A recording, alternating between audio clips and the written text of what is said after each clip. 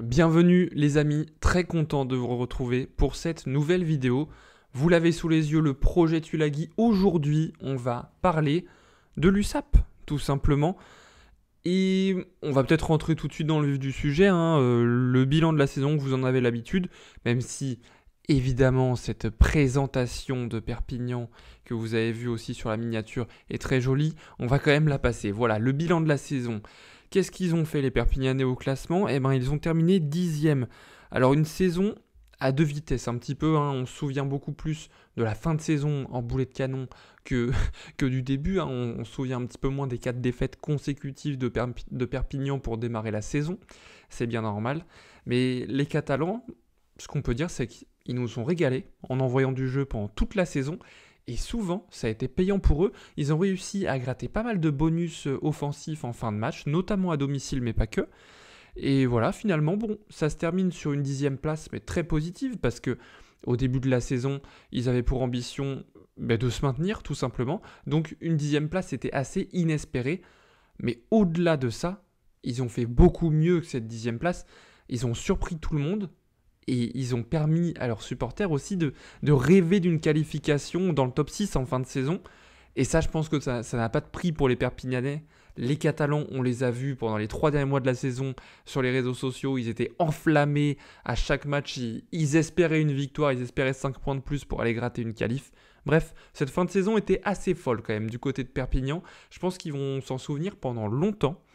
Et ils espèrent que c'était pas qu'un feu de paille et que ça va durer dans le temps. Juste pour parler des satisfactions un petit peu plus sur le côté individuel, on peut parler d'Ignacio Ruiz, on peut parler de Tom Ecochard aussi, numéro 9 qui s'est plutôt révélé, Jake McIntyre, son compère à la charnière, Veredamou, Tavite Veredamou, qui a explosé sur l'aile, celui qui était la recrue, qui est arrivé de Lyon à la base.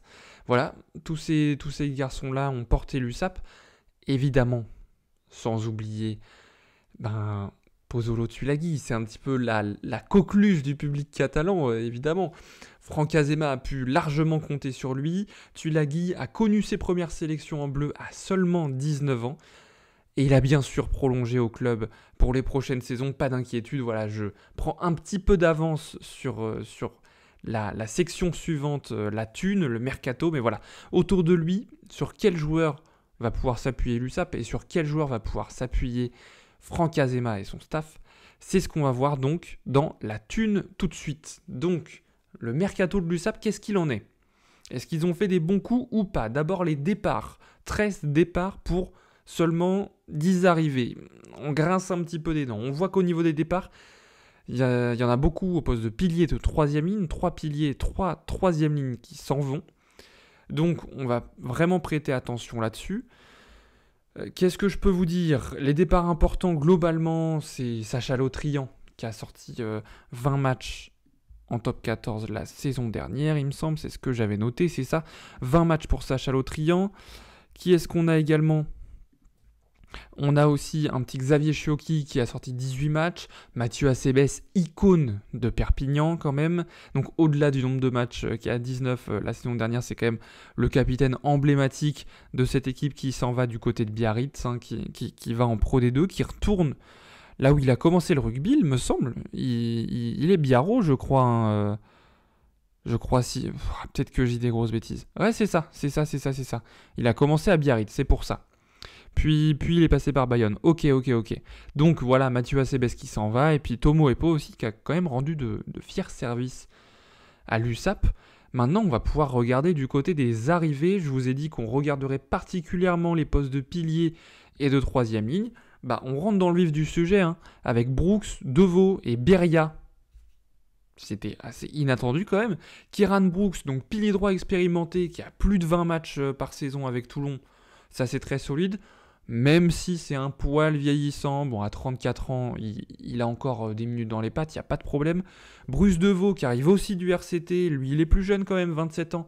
Un autre pilier toulonnais, donc je le disais, cette fois pilier gauche. Le poste de pilier sera bien fourni à l'USAP parce que le 3e pilier qui arrive, c'est la meilleure recrue, c'est Giorgi Beria, 24 ans. Il a explosé en fin de saison dernière. Pilier gauche ultra mobile, encore jeune, 24 ans pour un pilier, c'est très très jeune. Et c'est le futur titulaire. Pour moi, je spoil un petit peu la compo d'équipe, mais c'est assez évident.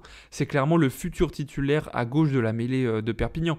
On voit qu'il a joué le match avec France Développement contre l'Uruguay, il a pris ses 80 minutes. Ça compte pas comme une sélection officielle, mais c'est déjà un très bon début. On voit qu'il rentre dans les plans de Fabien Galtier déjà.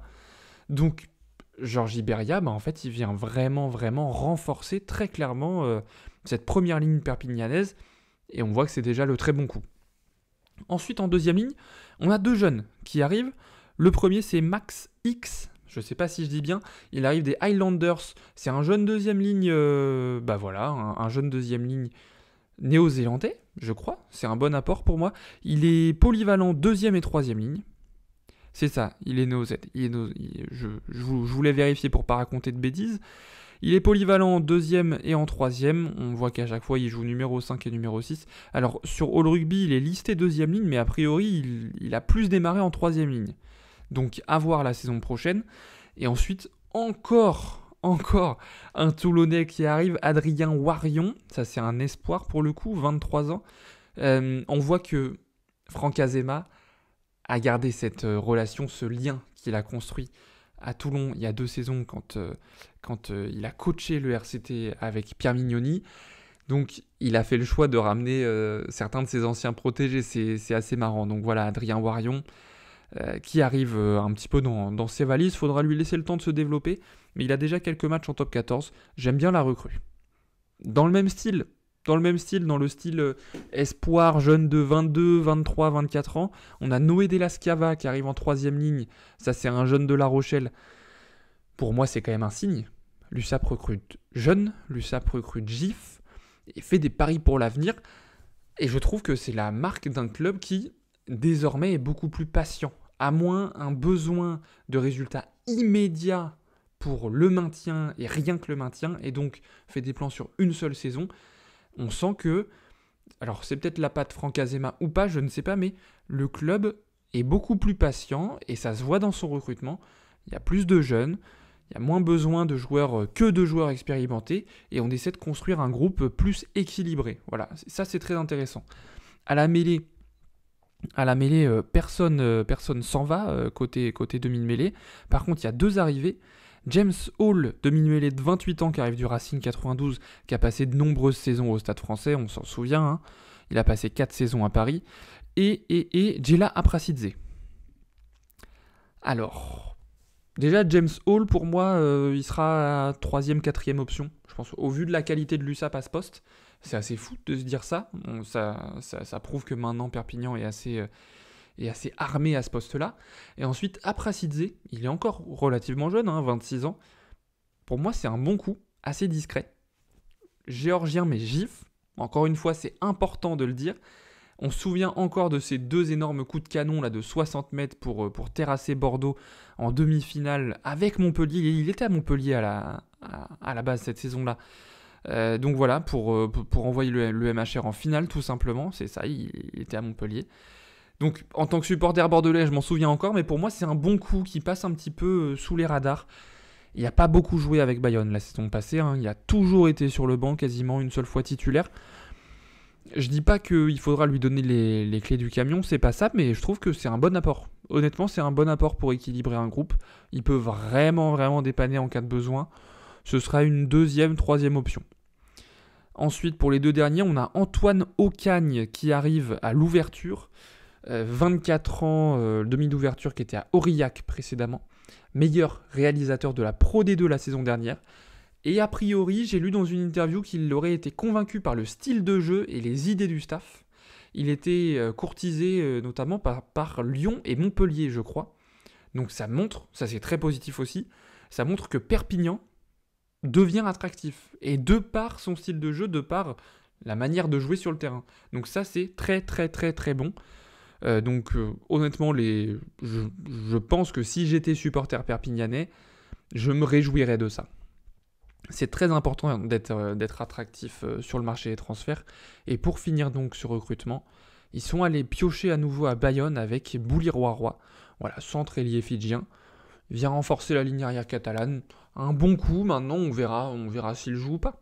Donc globalement, Pas de changement majeur à l'USAP, on verra ça dans la compo, mais hormis au poste de pilier, pour moi, toutes les autres recrues seront pour la plupart des remplaçants. C'est pas grave, hein, c'est bien, il faut équilibrer un groupe aussi. Le staff veut travailler dans la continuité, c'est assez clair. Faire confiance au groupe qui a monté le club à la 10e place quand même du championnat, en faisant quelques ajouts malins par-ci par-là, mais en gardant l'ossature globale assez intacte. Donc ça, c'est très très bien, et on voit que le club prend quand même une autre dimension. Franck Azema amène un vent de fraîcheur, peut-être plus de stabilité. Et voilà, beaucoup d'espoir qui arrive, hein, j'en ai parlé, ça peut compter dans les prochaines saisons.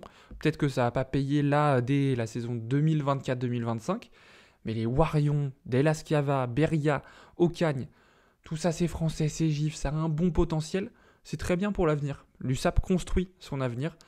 Maintenant, comment Franck Azema construit son 15 titulaire, ça c'est une autre histoire, et on va voir ça dans la composition.